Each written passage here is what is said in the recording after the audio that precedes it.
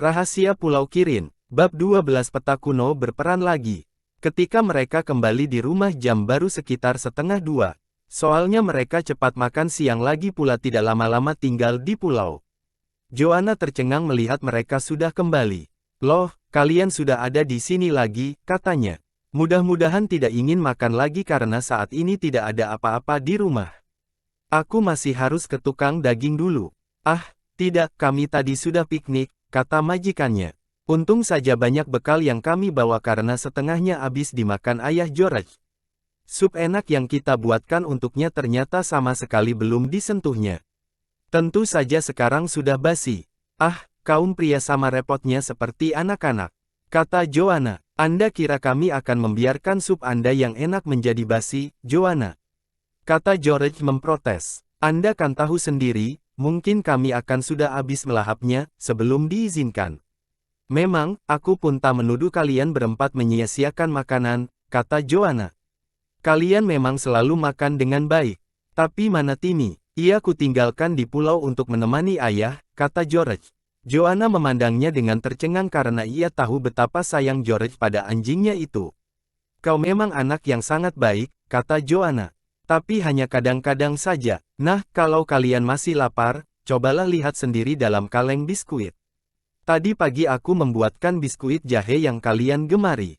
Ambillah sendiri kalau mau." Joanna memang selalu begitu. Kalau menurut perkiraannya ada yang perasaannya sedang tidak enak, maka ia selalu menawarkan makanan buatannya yang paling enak dan yang baru dibikin.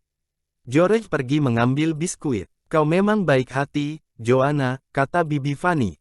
"Aku merasa bersyukur bahwa Timmy kami tinggalkan di sana. Sekarang perasaanku agak lega tentang keselamatan ayah George." "Apa yang kita lakukan selang ini?" tanya Dick sambil mengunyah biskuit. "Ya, apa enaknya yang akan kita lakukan?" kata Julian. "Menyelidiki lorong di tambang batu," kata George. Julian melirik keluar jendela. "Sebentar lagi hujan," katanya. "Kurasa tidak akan mudah bagi kita nanti turun dan naik lagi di lereng yang terjal itu jika tanah di situ basah." "Tidak, kita tunggu saja sampai hari yang cerah." "Aku tahu apa yang bisa kita lakukan," kata Anne tiba-tiba. "Kalian masih ingat pada peta puri Kirin yang dulu kita temukan dalam sebuah kotak? Di peta itu tertera denah ruangan-ruangan bawah tanah lantai dasar serta tingkat sebelah atas. Bagaimana jika kita sekarang menelitinya? Karena sekarang kita mengetahui bahwa di pun itu ada tempat tersembunyi yang lain, mestinya kita akan bisa menemukannya dalam peta. Pasti tertera di situ, cuma kita mungkin tidak melihatnya saja dulu." Saudara-saudaranya memandang Anne dengan gembira. "Bagus sekali idemu itu, Anne," kata Julian memuji sehingga Anne berseri-seri karena gembira. "Benar-benar ide yang bagus. Kesibukan yang sesuai untuk dilakukan pada waktu siang jika hujan turun. Mana peta itu? Tentunya kau simpan di suatu tempat yang aman ya George." "Memang," kata George, "masih terselip dalam kotak kayu yang tua itu, di balik kaleng pelapisnya. Kuambil saja sebentar." George pergi ke atas, lalu kembali dengan pit yang dimaksudkan. Peta itu terbuat dari kertas kulit yang tebal. Warnanya sudah kekuning-kuningan karena tua. George meletakkan peta itu di atas meja. Saudara-saudaranya langsung mengerubungi. "Kalian masih ingat, kita asyik sekali ketika menemukan peti itu," kata Dick. "Ya, tapi kita tidak langsung berhasil membukanya," sambung George. "Karena itu lalu kita lemparkan dari jendela tingkat atas ke tanah, karena mengharapkan kotak ini akan pecah. Tapi bunyinya yang berisik ketika jatuh di tanah membangunkan Paman Quentin," kata Anne sambil cekikikan. "Lalu ia keluar dan merampas kotak ini. Ia tidak mau mengembalikannya pada kita." "Betul." Dan Julian terpaksa menunggu sampai Paman tertidur, sebelum bisa menyelinap ke dalam untuk mengambil kotak dan melihat apa isinya. Kata Dick mengakhiri kenangan pada peristiwa waktu itu. "Ternyata kita menemukan peta ini. Begitu sibuk kita menelitinya dulu. Dan kini mereka meneliti peta itu lagi." Peta itu terdiri dan 3 bagian, seperti yang dikatakan oleh Anne. Satu denah ruangan bawah tanah, lalu denah lantai dasar, dan yang satu lagi denah tingkat yang paling atas. "Tak ada gunanya memperhatikan denah bagian teratas," kata Dick. "Di situ semuanya sudah runtuh. Boleh dikatakan tak ada yang masih utuh, kecuali menara yang satu." "Hei," kata Julian tiba-tiba sementara jarinya menunjuk suatu tempat tertentu di peta.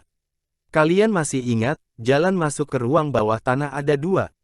Jalan yang satu rasanya berada di sekitar bilik batu yang sempit, sedang yang satu lagi sudah kita temukan. Nah, jalan yang satu lagi itu bukankah kita tidak pernah menemukannya? Memang betul, kata George bersemangat. Didorongnya jari Julian yang tertempel ke peta, lihatlah. Di sini digambar anak tangga, tempatnya kurang lebih di bilik batu. Jadi mestinya di situ ada jalan masuk ke ruang di bawah tanah. Dan ini ada sederetan anak tangga lagi, ini yang kita temukan, dekat sumur. Aku masih ingat kita waktu itu sudah setengah mati mencari jalan masuk yang ada di bilik batu, kata Dick. Kita sudah mengikis tumbuh-tumbuhan yang ada pada setiap bongkah batu tapi akhirnya kita menyerah. Jalan yang satu lagi sudah kita temukan, karenanya yang ini kita lupakan. Dan kurasa ayah kini berhasil menemukan jalan masuk itu, kata George. Ia merasa menang, rupanya jalan masuk itu menuju ke bawah tanah. Dan peta ini tak bisa kupastikan apakah tembus ke ruangan bawah tanah atau tidak. Gambarnya di sini agak guram. Tapi jelas di sini ada jalan masuk, dengan tangga batu menuju ke suatu tempat. Lihatlah dan tangga ini digambarkan semacam lorong atau gang, entah kemana arahnya, karena sangat kabur. Kurasa pasti menuju ke ruangan bawah tanah, kata Julian. Kita dulu kan tidak sampai menjelajahi keseluruhannya, karena tempat itu begitu luas dan menyeramkan. Kalau waktu itu kita memeriksa ke seluruh ruangan, mungkin kita jumpai tangga batu yang menuju ke salah satu tempat dekat bilik kecil yang di tingkat dasar. Tapi mungkin pula lorong itu sudah menjadi puing sekarang. Ah, tak mungkin, kata George. Aku yakin sekali, itulah jalan masuk yang ditemukan ayah. Dan bisa kusebutkan pula bukti keyakinanku itu. Apa maksudmu? Tanya saudara-saudaranya. Kalian masih ingat ketika untuk pertama kalinya kita menjenguk ayah? Kata George lagi. Kita tidak diizinkannya terlalu lama ada di pulau. Ia bahkan mengantarkan kita kembali ke perahu. Lalu kita berusaha melihat kemana ia pergi. Tapi tidak bisa. Namun, kata Dick waktu itu ia melihat burung-burung gagak tiba-tiba terbang beramai-ramai, seakan-akan ada yang tiba-tiba mengganggu mereka. Ia juga bertanya-tanya mungkinkah ayah pergi ke arah itu. Julian bersiul kagum. Ya, burung-burung itu sarangnya di atas menara yang letaknya dekat bilik kecil. Dan kalau ada orang masuk ke bilik itu burung-burung itu pasti akan merasa diganggu. Kurasa pendapatmu benar, George. Selama ini aku benar-benar bingung, tak bisa menebak di mana Paman Quentin bekerja, kata Dick. Aku tak mampu memecahkan rahasia itu. Tapi sekarang kurasa kita sudah berhasil menemukannya. Aku ingin tahu, bagaimana ayah bisa menemukan tempat persembunyian itu, kata George sambil berpikir-pikir. Aku masih tetap beranggapan ayah jahat, karena tak mau menceritakannya padaku. Mestinya ada alasannya berbuat begitu, kata Dick. Kau jangan mulai merajuk lagi. Sekarang, tidak, aku tidak merajuk, kata George. Aku hanya merasa heran. Kepingin rasanya pergi dengan perahu ke sana sekarang, lalu mengadakan penyelidikan. Ya, kurasa sekarang kita pasti akan berhasil menemukan jalan masuk itu, sambung Dick. Ayahmu pasti meninggalkan tanda di tempat itu, misalnya sebongkah batu yang lebih bersih dan batu-batu di sekelilingnya, atau rumput-rumput liar yang dibersihkan. Pokoknya salah satu tanda semacam itu. Menurut pendapat kalian mungkinkah musuh tak dikenal yang ada di pulau itu mengetahui tempat persembunyian Paman? Tanya Anne sekonyong-konyong. Aduh, mudah-mudahan saja tidak tahu. Kalau sampai tahu, Paman akan bisa dengan mudah dikurungnya di bawah tanah.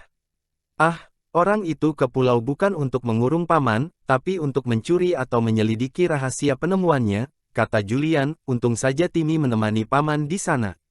Timmy mampu melawan musuh sampai 10 orang. Tapi tak mungkin jika mereka bersenjata api, kata George dengan ngeri. Anak-anak terdiam. Tidak enak rasanya membayangkan Timmy diancam dengan pistol. Hal seperti itu sudah pernah dialami dalam petualangan mereka sebelumnya. Mereka ngeri membayangkan kejadian itu berulang kembali. Ah, tak ada gunanya memikirkan soal-soal seperti itu, kata Dick sambil bangkit. Kita asyik selama setengah jam. Tadi, kurasa kita sudah berhasil memecahkan rahasia tempat persembunyian Paman. Tapi kepastiannya baru akan kita peroleh jika ayahmu sudah menyelesaikan percobaannya, George. Kalau ia sudah meninggalkan pulau barulah kita bisa ke sana dan mulai menyelidiki. Masih hujan, kata Anne sambil memandang keluar, tapi langit sudah agak cerah. Kelihatannya sebentar lagi matahari akan muncul dari balik awan. Kita jalan-jalan yuk. Aku akan pergi ke pondok pengawas pantai, kata George dengan segera. Aku ingin meminjam teropong pengawas pantai, kata George dengan segera. Aku ingin meminjam teropongnya, barangkali saja aku bisa melihat Timmy sekilas. Pakai saja teropong ayahmu, kata Julian menyarankan. Kau kan bisa melihat dari tingkat paling atas di rumah ini. Betul juga katamu, kata George. Terima kasih atas saranmu itu. George mengambil teropong yang tergantung di serambi dalam yang di depan lalu lari ke tingkat teratas. Tapi, dengan segera ia kembali lagi. George nampak kecewa. Rumah ini kurang tinggi, katanya. Hanya sedikit saja yang nampak dari Pulau Kirin. Kalau bilik kaca di puncak menara memang kelihatan, tapi dengan teropong pengawas pantai nampak lebih jelas. Teropongnya lebih kuat. Kurasa aku ke sana saja sekarang. Kalian kalau tidak mau tidak perlu ikut. Kami juga ingin melihat Timmy, kata Dick sambil bangkit. Dan aku takkan keberatan untuk mengatakan padamu apa yang akan kita lihat nanti. Apa? Tanya George ingin tahu. Kita akan melihat Timmy sedang asyik menguber kelinci-kelinci. Kata Dick sambil nyengir. Kau tak perlu khawatir Timmy makannya tidak teratur. Pada saat sarapan ia akan makan kelinci, makan siang kelinci lagi disusul dengan kelinci pada malam hari. Sedang air minum diambilnya dan genangan air yang selalu didatanginya kalau sedang di pulau. Lumayan juga hidup si Timmy. Kau tahu persis, Timmy takkan berbuat seperti itu, kata George. Ia akan terus mendampingi ayah. Kelinci-kelinci takkan terpikir sama sekali olehnya. Kalau begitu ternyata kau belum kenal Timmy, kata Dick sambil lari menjauh. Muka George berubah, menjadi merah padam. Kurasa karena itulah ia ingin tinggal di pulau. Supaya bisa bebas mengejar kelinci. George melemparkan sebuah buku ke arah Dick. Buku itu terbanting ke lantai encekikikan. Ah, sudahlah, nanti kita tidak pergi-pergi dan sini, katanya. Ayo Ju, kita tinggalkan saja kedua anak yang gemar bertengkar ini.